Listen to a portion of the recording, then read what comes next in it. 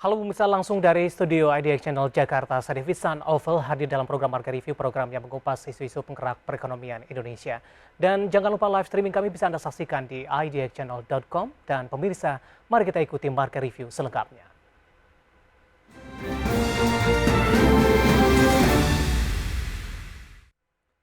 Pemirsa, Bank Indonesia untuk keempat kalinya berturut-turut menaikkan suku bunga acuan di bulan November menjadi 5,25% guna menurunkan ekspektasi inflasi yang saat ini masih tinggi.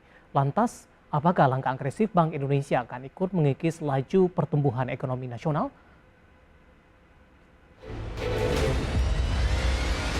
Rapat Dewan Gubernur Bank Indonesia pada pekan lalu memutuskan untuk menaikkan suku bunga acuan 7 Days Reverse Repo Rate sebesar 50 basis point menjadi 5,25%. Suku bunga Deposit Facility naik 50 basis point menjadi 4,5% dan suku bunga Lending Facility 50 basis point menjadi 6%.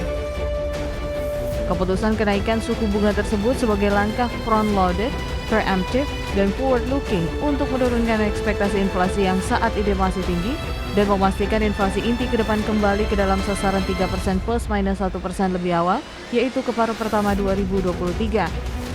Serta memperkuat kebijakan stabilisasi nilai tukar rupiah akibat kuatnya mata uang dolar Amerika dan tingginya ketidakpastian pasar keuangan global di tengah peningkatan permintaan ekonomi domestik yang tetap kuat. Di sisi lain, Bank Indonesia masih menilai ketahanan sistem keuangan khususnya perbankan tetap terjaga baik dari sisi permodalan maupun likuiditas.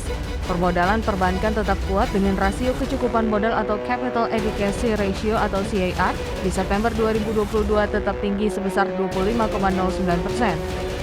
Sehingga risiko tetap terkendali yang tercermin dari rasio kredit bermasalah atau non-performing loan pada September 2022 yang tercatat 2,78% bruto dan 0,77% neto. Likuiditas perbankan pada Oktober 2022 tetap terjaga, didukung oleh pertumbuhan dana pihak ketiga DPK sebesar 9,41% year on year dan meningkat dibandingkan bulan sebelumnya sejalan dengan net ekspansi pemerintah. Peningkatan DPK terjadi pada kelompok korporasi dan rumah tangga, sejalan dengan berlanjutnya pemulihan ekonomi nasional. Hasil simulasi Bank Indonesia menunjukkan bahwa ketahanan perbankan akan tetap terjaga. Namun demikian, tentu saja potensi dampak dari sejumlah faktor risiko, baik dari sisi kondisi makroekonomi domestik dan maupun gejolak eksternal, tetap perlu terus kita waspadai. Sementara itu, kenaikan suku bunga acuan dinilai berpotensi memperlambat pertumbuhan ekonomi nasional. Namun demikian, dampak kebijakan moneter ini tidak langsung berimbas ke perekonomian dan baru akan dirasakan beberapa bulan ke depan. Jakarta, Tim Liputan, IDX Channel.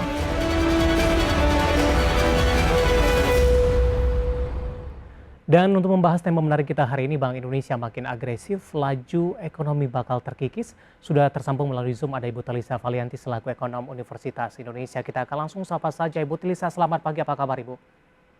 Ya, selamat pagi, baik. Terima kasih Ibu Telisa sudah meluangkan waktu di IDX Channel. Topik kita menarik Ibu Telisa. Kebijakan dari Bank Indonesia menaikkan suku bunga acuan dalam beberapa bulan terakhir dinilai cukup agresif. Seiring juga The Fed gencar menaikkan suku bunga acuannya. Bagaimana Anda melihat kebijakan yang dilakukan oleh Bank Indonesia ini? Sebenarnya apa yang mendasari Bank Indonesia bersikap agresif dalam menaikkan suku bunga acuan dalam beberapa waktu terakhir? Ya, kalau kami menilai apa yang dilakukan oleh Bank Indonesia sudah on the track ya, dalam arti ketika kita menghadapi guncangan inflasi dunia dan kemudian juga naik hawkisnya juga The Fed ya, tentu itu yang mendasari. Karena apa? Dengan normalisasi kebijakan The Fed, dana-dana ini kan juga mengalami yang disebut sebagai flight to quality ya, jadi dia mencari safe haven asset. Nah, dalam kondisi yang turbulence itu memang demand terhadap safe haven asset yaitu US bonds, US Treasury itu menjadi semakin meningkat. Artinya dana mengalir deras menuju ke Amerika dan itu kan ditunjukkan oleh dolar indeks yang meningkat ya. Jadi reasoning Bank Indonesia menaikkan suku bunga untuk menahan laju capital outflow itu agar jangan terlalu besar ya. Itu yang pertama. Kemudian yang kedua, tadi juga sudah disampaikan di dalam tayangan dan juga pernyataan press release dari Pak Gubernur BI, juga untuk menjaga ekspektasi inflasi masyarakat. Jadi kan core inflation yang memang masih di atas yang ditargetkan. Ya, itu juga yang menyebabkan kenapa suku bunga harus naik. Jadi ada dua reason yang utama, karena memang menahan laju capital outflow di tengah normalisasi kebijakan The Fed, dan kemudian yang kedua adalah untuk menjaga menahan laju demand side dari sisi domestik ya, untuk tadi ke arah inflasi, untuk mengendalikan jangan sampai terjadi demand pull inflation, sehingga tadi dilakukan kenaikan suku bunga ini. Jadi itulah yang mendasari ya kenapa BI beberapa kali menaikkan suku bunga. Karena rupiah kita kan juga cukup terdepresiasi tadi kalau relation nomor satu ya. Dampak dari capital outflow kan rupiah. Jadi untuk menjaga pass-through dari rupiah ke perekonomian domestik, yang mau nggak mau juga itu harus menaikkan suku bunga seperti itu. Tapi dalam ukuran yang masih terukur ya, tentunya Bank Indonesia pun memprediksikan impact dari kenaikan bunga itu terhadap pertumbuhan ekonomi. Itu sudah diperhitungkan ya efeknya ke pertumbuhan juga.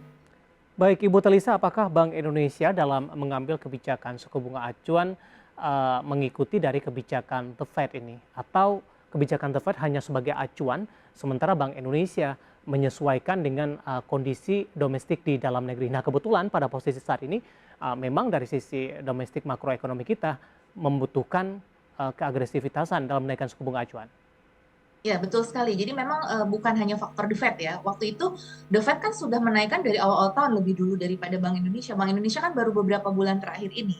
Karena waktu itu core inflation belum setinggi. Jadi dari domestiknya itu core inflation belum di atas target. Jadi Bank Indonesia belum menaikkan meskipun Fed sudah menaikkan.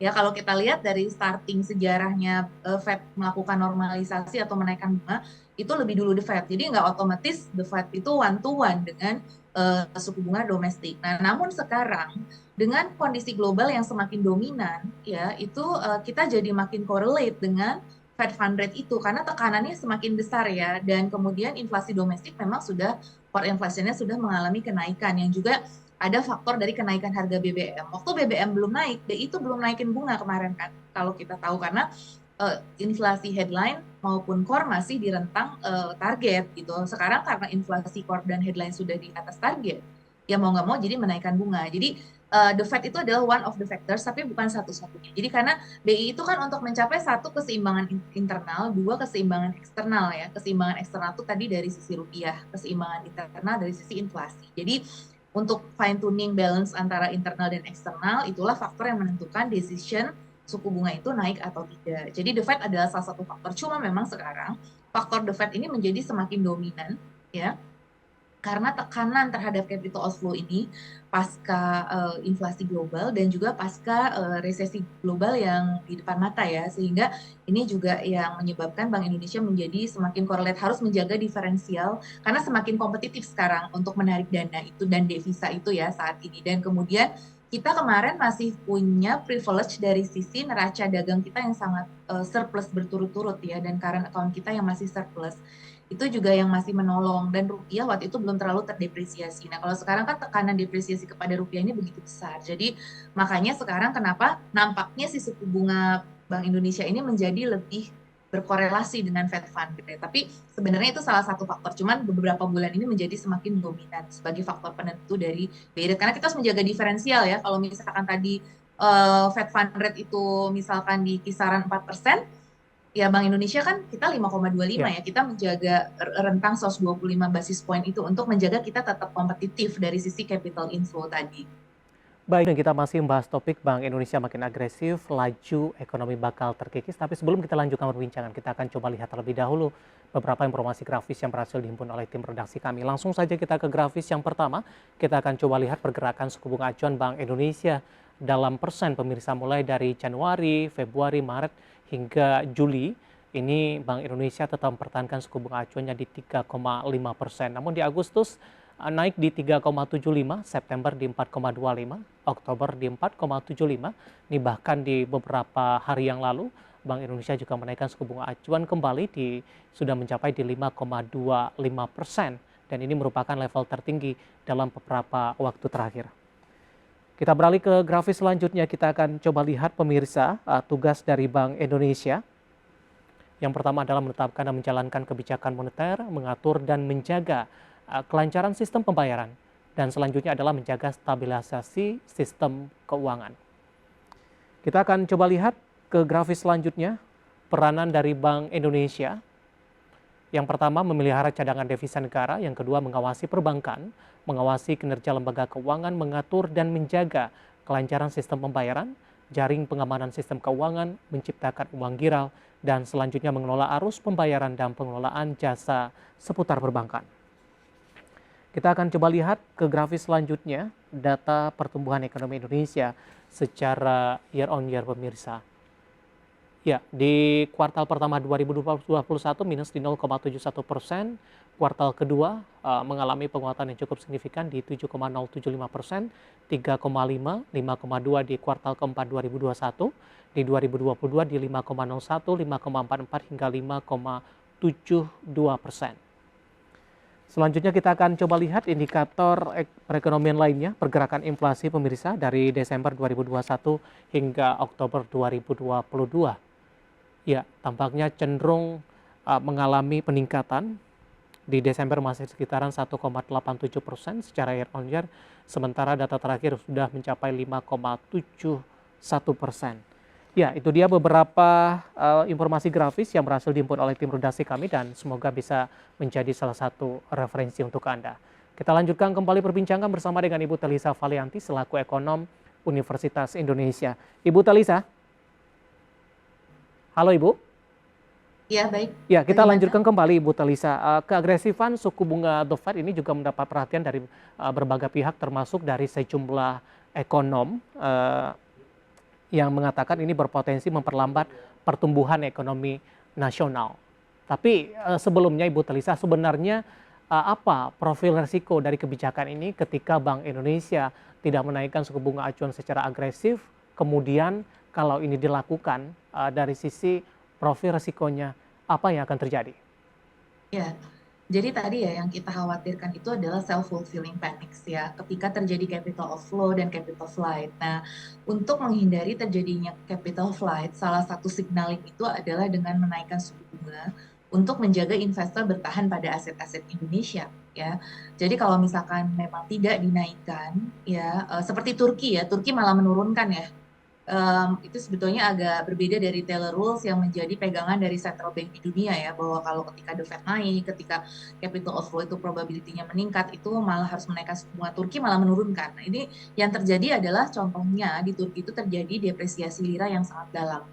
Ya, ada apa namanya tuh khawatiran yang kepanikan yang berlebihan juga di kalangan investor. Nah, itu yang ingin kita hindari, bahwa kita tetap patuh pada rule pasar ya. Tapi tetap tidak hanya itu sebenarnya, itu kenaikan suku bunga adalah sebagai syarat perlu ya. Syarat cukupnya itu ya tentunya kita harus menjaga narasi growth story kita harus menjaga fundamental ekonomi kita ya, dan policy mix dengan policy-policy yang lain. Cuma tadi sekali lagi kalau tidak dinaikkan ya resikonya capital outflow. Nah, kalau terjadi capital outflow yang berlebihan itu juga akan menekan kepada rupiah. Kita sudah 9798 pernah punya story mengalami yang disebut sebagai exchange rate overshooting ya. Jadi rupiah kita overshoot dari 2.500 ke 5.000, dari 5.000 kemudian hampir ke 16.000 sampai 17.000.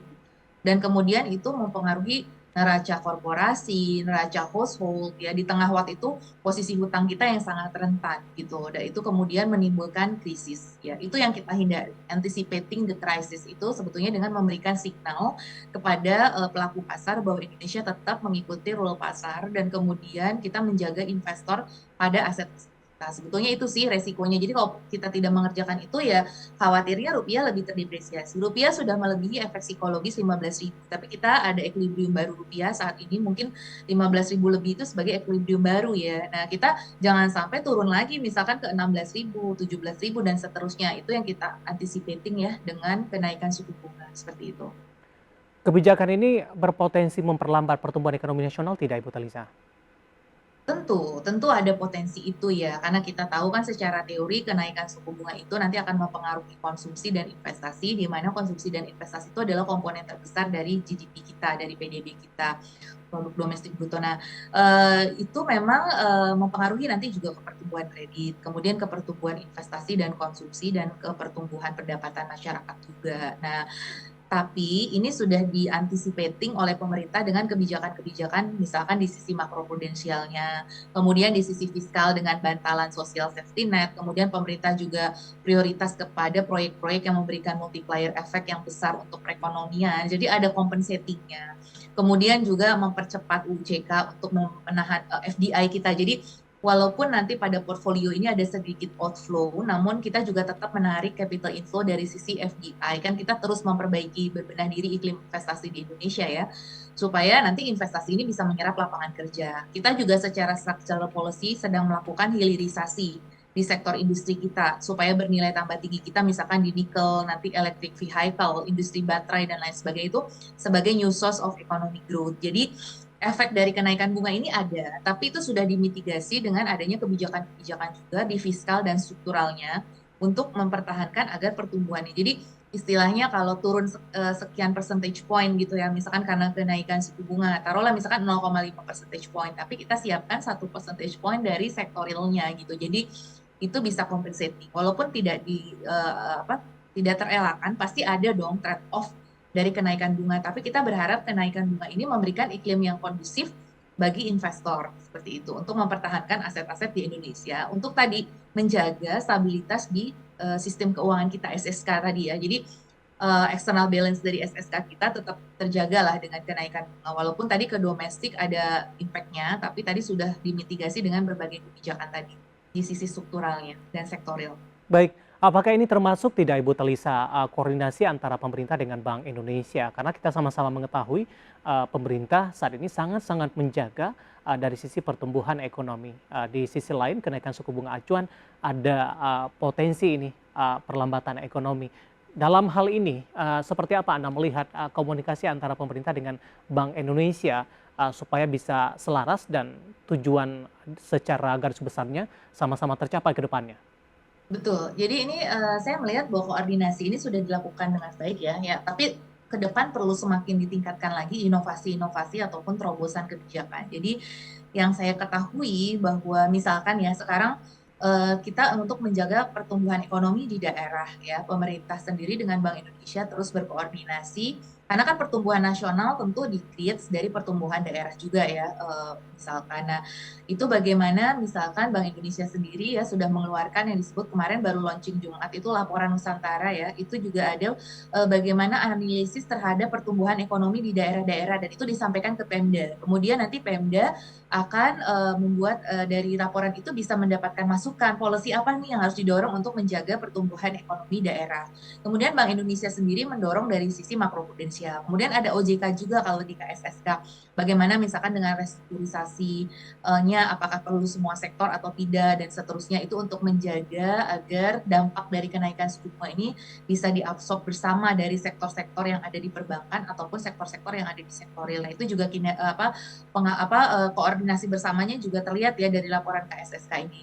Kemudian misalkan sekarang lagi booming mengenai source of economic growth itu kendaraan listrik ya. Nah, itu juga Bank Indonesia dan OJK sudah berkoordinasi misalkan terkait dengan perlakuan-perlakuan khusus kepada kreditur ataupun perbankan yang menyalurkan kepada kredit listrik itu, misalkan kredit kendaraan listrik ya sebagai pertumbuhan ekonomi baru kita kayak gitu ya. Jadi udah keluar juga tuh aturannya kemarin tentang kendaraan listrik itu misalkan. Jadi di situ sudah terlihat ada sinergi. Dalam pengendalian inflasi pun pemerintah sudah menyiapkan dana di APBN misalkan untuk pengendalian inflasi karena growth ini kan akan tergerus oleh inflasi. Nah, inflasi daerah itu akan BI kan bertugas menjaga inflasi. Nah, inflasi daerah dibantu dijaga oleh fiskal dengan cara Menteri sendiri sudah mengeluarkan PMK mengenai penggunaan dana daerah ya, PMK penggunaan dana daerah untuk pengendalian inflasi. Jadi inflasi juga harus dikendalikan di setiap daerah. Jadi ada award juga untuk kepala daerah yang berhasil mengendalikan inflasi. Nah, nanti kalau inflasi juga terkendali di daerah, yaitu kan target Bank Indonesia dan pemerintah menjaga inflasi. Nah, pertumbuhan ekonomi pun akan lebih stabil seperti itu. Dan sering ada juga tadi forum-forum koordinasi bersama untuk melakukan diagnostic growth ya kepada pertumbuhan ekonomi daerah maupun di nasional terkait dengan sektoral ya. Misalkan sektor-sektor apa nih yang masih rendah pertumbuhannya, yang perlu didorong ke depan, kayak gitu. Jadi program-program itu ada, juga program-program untuk UMKM. Pemerintah punya program untuk UMKM, Bank Indonesia pun di sisi Baik, perbankan, financial inclusion juga ingin mendorong UMKM sebagai sumber pertumbuhan ekonomi. Jadi saya lihat di sini sudah cukup baik, tinggal ditingkatkan dan diteruskan lagi lah inovasi-inovasi apa ya, untuk mempertahankan narasi pertumbuhan ekonomi kita. Ibu Telisa kita lanjutkan kembali. Dari sisi sektor Ibu Telisa, dengan kebijakan suku bunga acuan yang sudah dinaikkan dalam beberapa bulan terakhir, sektor apa yang paling terdampak dalam hal ini? Ya, kita memang sudah pernah ya melakukan assessment. Memang ada beberapa respon sektor yang berbeda terhadap suku bunga ya. Jadi biasanya sektor yang sensitif terhadap suku bunga adalah sektor yang memiliki leverage yang tinggi ya. Debt to equity-nya tuh tinggi. Jadi karena bunga itu kan mempengaruhi struktur ini ya, hutang ya. Jadi hutangnya akan semakin besar cost of debt-nya apabila suku bunganya itu naik ya. Dan beberapa sektor yang biasanya cukup kita kenal cukup sensitif terhadap kenaikan suku bunga itu adalah sektor seperti properti, konstruksi, ya karena biasanya memiliki leverage yang tinggi dan peran dari pembiayaan perbankan di kedua sektor tersebut biasanya cukup tinggi. Tapi ada beberapa sektor yang relatif resilient terhadap kenaikan suku bunga. Misalkan seperti industri makanan minuman, itu relatif tidak terlalu terpengaruh ya dengan ada sih pengaruhnya, cuman sensitivitasnya tidak sebesar misalkan tadi sektor konstruksi ataupun sektor properti. Dan untuk jasa keuangan sendiri relatif netral ya. Jadi sebenarnya gini, kalau untuk sektor jasa keuangan itu ada positif impact dari kenaikan suku bunga, namun ada negatif impact juga. Jadi overall secara agregat relatif netral ya terhadap kenaikan suku bunga. Tapi biasanya kalau kenaikan suku bunga itu memang sebagai kebijakan yang kredibel sebagai obat, jadi ibaratnya gini ya, kenaikan suku bunga tuh ibarat seperti jamu. Kalau Pak Gubernur menyatakan biasanya jamu pahit gitu. Nah, jamu pahit itu kan kesannya pahit ya. Tapi kemudian itulah yang menyehatkan, menjaga stabilitas sistem keuangan. Jadi kalau ini bisa kita on the track kepada stabilitas sistem keuangan kita terjaga, sebetulnya sektor keuangan juga tadi dengan kondisi-kondisi CAR-nya oke, NPL-nya masih terjaga dan lain sebagainya, kenaikan bunga ini juga sudah diantisipasi ya. Apalagi perbankan sekarang menerapkan manajemen resiko yang begitu ketat juga ya dengan Basel III. Itu seharusnya juga udah lebih siap dalam menghadapi kenaikan suku bunga. Jadi relatively ada positif impact, ada negatif impact, tapi overall neutral ya kalau terhadap sektor jasa keuangan seperti itu. Jadi itu sih, tapi sektor-sektor yang terdampak itu adalah mungkin sektor yang terkait dengan consumers ya di masyarakat ya konsumsi masyarakat gitu ya, karena ya mau nggak mau ini juga akan memperlambat daya beli masyarakat ya. Misalkan suku bunga kredit konsumsi akan naik, suku bunga KPR akan naik, itu biasanya gitu. Sektor properti itu akan terdampak seperti itu. Tapi sejauh ini Anda melihat perimbangan tidak Ibu Telisa, stimulus-stimulus yang diberikan oleh pemerintah dalam mengantisipasi kondisi ini, terutama dari beberapa sektor yang memang menjadi fokus selama ini? Betul. Kalau kita lihat ya, sektor penopang utama kita itu adalah satu sektor industri, dua sektor perdagangan, ya.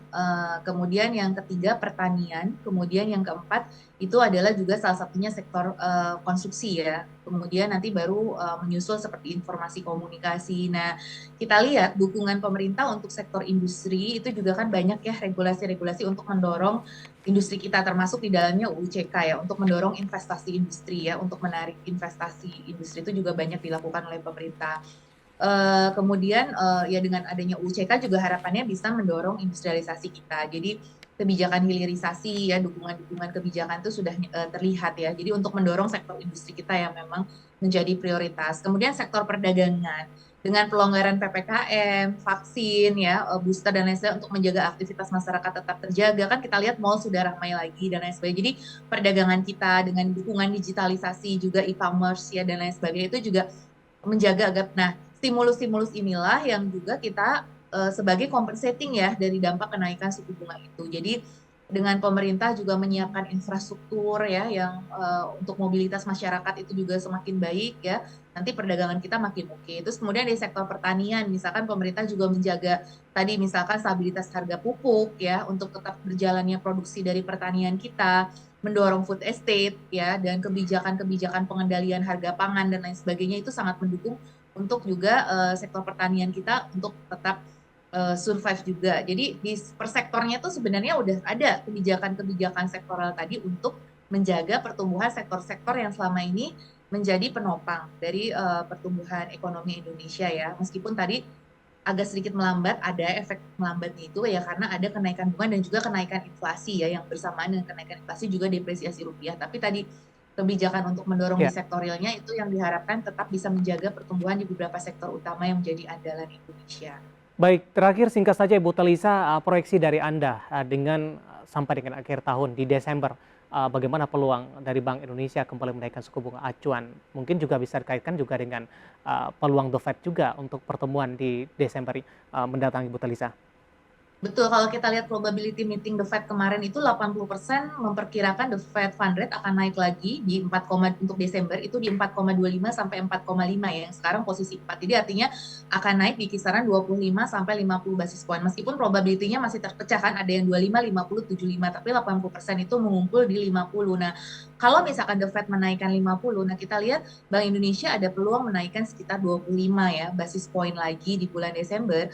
Meskipun tapi dalam sejarah 7 tahun terakhir di bulan Desember biasanya Bank Indonesia itu tidak menaikkan BI rate. Tapi ini mungkin bisa berubah polanya Ya. karena hawkish-nya The Fed ya. Tapi meskipun hawkish The Fed itu sudah berkurang. Sebetulnya kan kemarin 75 terus, sekarang agak turun di 50 karena inflasi US yang sudah mereda. Jadi kita berharap inflasi US yang sudah mereda ini BI bisa menahan dulu lah setidaknya di Desember ini untuk tidak lebih dari 25 basis point untuk menaikkan seperti itu. Kira-kira prediksi dari kami. Oke, terakhir muaranya ke pertumbuhan ekonomi sampai dengan akhir tahun.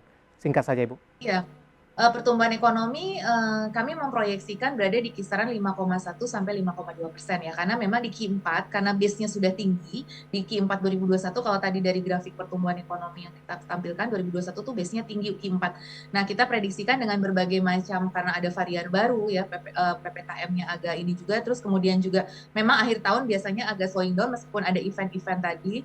Tapi kita melihat ada kemungkinan di 4,7% ya pertumbuhan ekonomi di kuartal 4. Sehingga overall itu bisa di 5,1 sampai 5,2% selama Baik, full of year tahun 2022 itu perkiraannya. Ibu Telisa, waktu kita cukup terbatas. Terima kasih sudah bergabung bersama kami dan semoga pembahasan tadi bisa menjadi referensi bagi pemirsa IDX Channel. Ibu Telisa, terima kasih. Sehat selalu Ibu. Terima kasih.